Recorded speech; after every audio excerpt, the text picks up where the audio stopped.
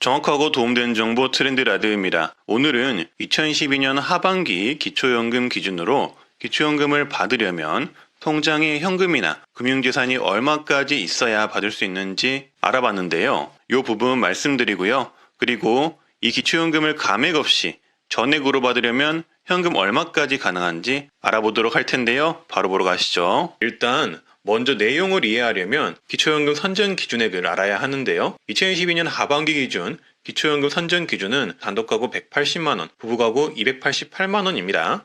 따라서 개인별 소득 인정액이 보이시는 이 금액 이하여야만 기초연금을 받을 수 있다는 것입니다. 여기서 개인별 소득 인정액은 내 부동산, 금융재산, 소득, 자동차 등 다양한 소득과 재산을 반영하여 계산한 금액을 의미한다고 보시면 됩니다. 무튼 이런 내 소득 인정액이 말씀드린 선정 기준액 이하여야 받을 수 있다는 점 알고 계시면 좋고요. 그리고 또 아셔야 할 내용은 소득 역전 방지 감액 내용입니다. 내 소득 인정액이 선정 기준액 이하이면 기초연금 지급은 되지만 그렇다고 모두 지급되는 것은 아니고요. 선정 기준액에 가까울수록 차감이 되는데요. 예를 들어 내 소득 인정액이 단독가구 170만원이면 10만원을 받게 되는 거고 160만원이면 20만원을 받게 됩니다. 따라서 이렇게 감액이 되어서 지급되는 정책이 바로 소득 역전 방지 감액 정책 내용입니다. 그래서 기초연금 단독가구 30만 7,500원과 부부가구 49만 2천원을 감액 없이 모두 받으려면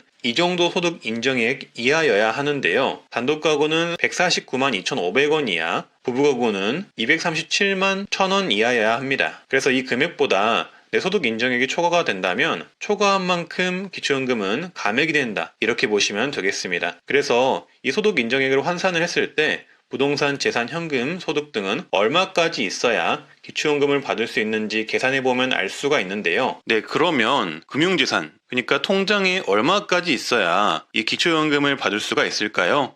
금융재산은 현금, 보험, 주식 등을 합산한 금액을 말하고요. 기본공제 2천만 원 공제가 1회에 들어가게 됩니다. 그러면 기초연금 선정 기준에 따른 기초연금 수급 가능 금융재산 금액은 단독가구 3억 5천만 원 이하, 부부가구 5억 5천만 원 이하이고요. 감액 없이 모두 100% 수급하는 금융재산 기준은 단독가구 2억 8천만 원 이하, 부부가구 4억 4천만 원 이하이면 기초연금을 감액 없이 받을 수가 있습니다. 여기서 주의하실 점은 부동산 소득이 없이 오로지 금융재산만 있을 때의 기준이라는 점 참고를 해주시고요.